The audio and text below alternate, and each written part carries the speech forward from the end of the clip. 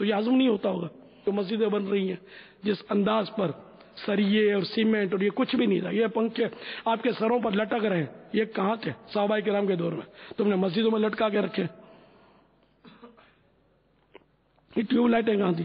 یہ منارے کہاں تھے؟ مسجدوں میں گنبد کہاں تھے؟ اب کوئی مسجد گنبد والی شاید نہیں بنتی ہوگی, سب میں گنبد منارے, بالکل سب نئی چیزیں.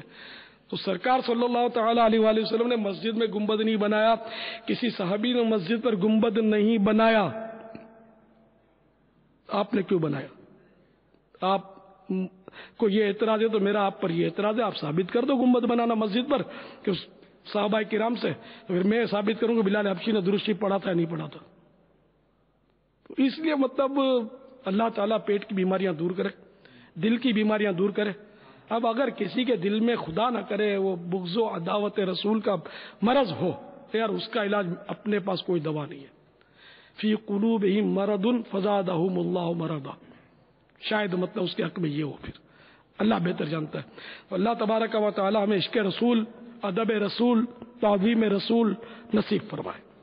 اور جو تعظیم و توقیر کرتے ہیں عاشقان رسول ہیں, ہمیں صرف ان کی صحبت نصیب فرمائے. یہ صرف کی قید لگائی ہے ہم نے, صرف ان کی, باقی اپنے بس کہیں ادھر ادھر جانا نہیں. ہم بھلے ہماری دعوت اسلامی بھلی, یہ عاشقان رسول کی صحبتیں بھلی, ان کے مدنی قافلے بھلے, ان کے جامعات بھلے, ان کے مدرسے بھلے, ان کے مدنی ماحول بھلے. باقی بائیں رستے نہ جا مسافر سن, بائیں رستے نہ جا مسافر سن, مال ہے راہ ہمار پھرتے ہیں, مال ہے راہ ہمار پھرتے ہیں. اعلی حضرت شریف. بائیں بائیں مانے کھبے ہاتھ, الٹے ہاتھ. بائیں راستے نہ جا مسافر سن, بائیں راستے, بائیں راستے, بائیں راستے نہ جا مسافر سن, مال ہے راہ ہمار پھرتے ہیں. راہ مار, راہ مار یہ لٹیرے کو بولتے, ڈاکو کو بولتے. تو تیرے پاس مال ہے, کون سا مال؟ ایمان. تیرے پاس ایمان ہے, بائیں رستے یعنی اہل حق کو چھوڑ کر اہل ناحق کی طرف نہ جا, اہل باطل کی طرف نہ جا, کہ تیرے پاس ایمان نما مال ہے اور اس بائیں رستے پر مال کا چور, مال کا ڈاکو, مال کے لٹیرے تیرا انتظار کر رہے تو یہ لوٹ لیں گے. اپنا تو بس یہ, ہم بھلے ہماری دعوت اسلامی بھلی, خیر جو دعوت اسلامی میں نہیں ہے وہ لٹیرا ہی ہے, یہ ضروری نہیں ہے, لیکن ہمارا لٹیرے بہت سارے ہونا ممکن ہے, ٹھیک ہے نا. تو بس یہ کہ اپنے بھلے اپنی دعوت اسلامی بھلی, بس مدینہ مدینہ کرتے رہو یار. ہمیں یہاں کیا نہیں ملتا جو ہم ادھر ادھر بھٹکے, ہمیں سب بھی تو مل رہا ہے, اور جو بھی مل رہا ہے ان سب کی سب سے خوبصورت اور حسین جو سوغات ہے وہ عشق رسول ملتا ہے. کاش قسمت مجھے مل جائے بلال حبشی کی, دم عشق محمد میں نکل جائے تو اچھا. صلی اللہ تعالی دولت عشق سے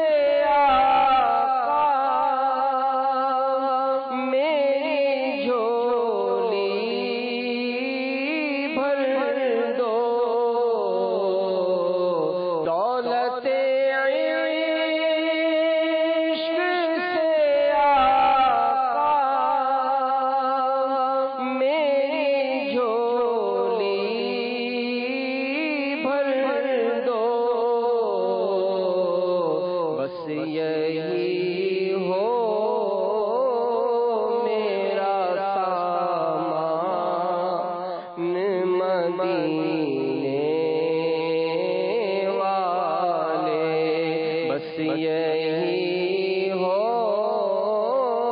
میرا سامان مدینے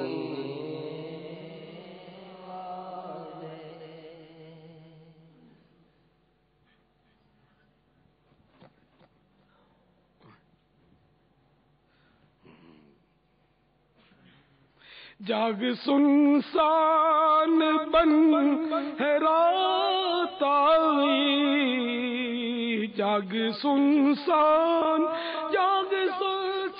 بن، جاگ سنسان بن ہے رات آئی، گرگ بہرے شکار پھرتے ہیں، گرگ بہرے شکار پھرتے ہیں۔ گرگ مانے بھیڑیا، جس کو انگریزی میں ولف بولتے ہیں نا، ولف۔ تو یعنی کہ غفلت کی نیند مت سو کہ سنسان بن آ گئی، حالات ایسے پیدا ہو گئے کہ ہر طرف یہ شکار کے لیے بھیڑیے اب گھوم رہے ہیں، ایمان کے لٹیرے، ایمان کے شکاری بھیڑیے جو ہر طرف پھر رہے ہیں اور گویا سنسان بن ہے۔ یہ سب استعارے اور محاورے ہوتے ہیں، اشعاروں میں بہت استعارے ہوتے ہیں کہ ظاہری الفاظ کچھ ہوتے ہیں، مرادی معنی کچھ ہوتے ہیں۔ تو اے غافل اٹھ، ہوش کر ہوش، عاشقان رسول کی صحبت میں رہے، ادھر ادھر مت بھٹک کہ سنو سب کی کرو اپنی، ایمان چھن جائے گا، تیرے کو کانوں کان خبر بھی نہیں پڑے گی، صرف عاشقان رسول ہی کی سن، کسی کی سنی مت۔ تو کون سا علامہ فہامہ اور مفتی اسلام بن گیا کہ تو سب کی باتیں تجھ کو سمجھ میں آ جاتی ہیں؟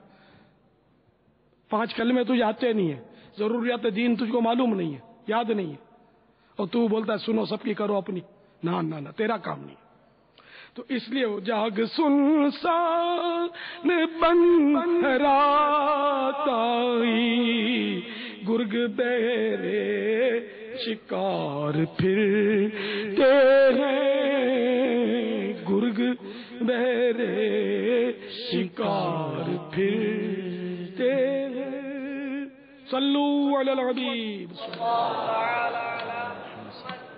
باپا یعنی یہاں پہ میں کچھ بات عرض کرنا چاہوں گا۔ ابھی آپ نے کچھ دیر پہلے جو عشق و محبت کی باتیں ارشاد فرمائی، مدینے کی اشیاء کے حوالے سے، بزرگوں کے واقعات کے حوالے سے، تو یہاں پر جو طلباء اسلامی بھائی ہیں وہ بھی اور ہم سب اس پر غور کریں کہ یہ وہ باتیں ہیں کہ جس کے بارے میں امیر اہل سنت ہمیں بتا بھی رہے ہیں اور ساتھ ہی ساتھ اس بات کی وضاحت کرتے گئے کہ یہ شرعی طور پہ جائز ہے، لیکن یہ عشق و محبت کی باتیں ہیں۔ تو اس سے ایسی باتوں کو مد نظر رکھتے ہوئے جب ہم غور کریں گے تو ہمیں پتہ چلے گا کہ پیر و مرشد کی صحبت کسے کہتے ہیں اور ان صحبتوں کے فائدے کیا ہیں، کیونکہ یہ وہ باتیں ہیں کہ جو عمومی طور پر ہم کتابوں کے اندر جو ہمارے یہاں پڑھائی جاتی ہیں اس میں ہم پڑھتے نہیں ہیں، اور ایسی باتیں عمومی طور پر ہمارے درمیان مذاکرے میں آتی بھی نہیں ہیں، جو آپس میں ہمارے مکالمات ہوتے ہیں وہ ہم اس طرح کی باتیں نہیں کرتے۔ یہ باتیں ہمیں صرف اور صرف اس طرح کے جو بزرگ، اس طرح کی جو ہستیاں ہیں، ہمارے پیر و مرشد ہیں، ان کی بارگاہ میں حاضر ہو کے ہمیں حاصل ہوتی ہیں۔ تو اس سے مدنی مذاکرے کی اہمیت ہمارے سامنے آتی ہے، اپنے پیر کی اہمیت ہمارے سامنے آتی ہے کہ یہاں سے ہمیں وہ باتیں سیکھنے کو ملتی ہیں جو عرصہ دراز تک پڑھ پڑھ کر بھی ہم حاصل نہیں کر سکتے۔ ایسی باتیں کہ جو ہے وہ مدینے کی کھجوروں کے بارے میں جو امیر اہل سنت نے باتیں بیان فرمائیں، پانی کے بارے میں باتیں ارشاد فرمائیں، یہ آپ کو چھان چھان کر بھی بہت مشکل سے کہیں سے مل جائیں تو مل جائیں۔ یہ ساری کی ساری باتیں یہ صحبتوں سے حاصل ہوتی ہیں۔ تو یہ باتیں ہمیں احساس دلاتی ہیں کہ ہم اپنے پیر و مرشد کے، امیر اہل سنت کے، اور جو اسلامی بھائی مدنی چینل پر سن رہے ہیں وہ بھی اس پر غور فرمائیں کہ ان کی باتوں سے ہمیں کیا کیا نئی باتیں معلوم ہوئیں اور کیسا ہمیں عشق و محبت کے بزرگوں کے واقعات اور ان کی اپنی سوچ ہمیں معلوم ہوئی۔ تو ہمیں چاہیے کہ ہم ہمیشہ امیر اہل سنت کے مذاکرات کو سنتے رہیں، ان کی باتوں کو توجہ سے سنتے رہیں اور اپنے دل کے مدنی گلدستے کے اندر سجاتے رہیں۔ اللہ رب العزت سے دعا ہے کہ ہم سب کو امیر اہل سنت کی باتوں پر عمل پیرا ہونے کی توفیق عطا فرمائے۔ بلکہ جہاں آپ نے یہ بات اس طرف توجہ دلائی، الحمدللہ عز و جل شیخ طریقت امیر اہل سنت کے ان مدنی مذاکروں کے اندر جس انداز سے فرائض علوم کی طرف توجہ دلائی جاتی ہے، کبھی آپ فتاوی رضویہ کے پڑھنے کی ترغیب دلاتے ہیں، ابھی آپ نے حسن اخلاق کتاب پڑھنے کی بھی ترغیب دلائی، پھر آپ نے کل جو ملاقات کے لیے اسلامی بھائیوں کی ترکیب بنی، ان میں آپ نے جن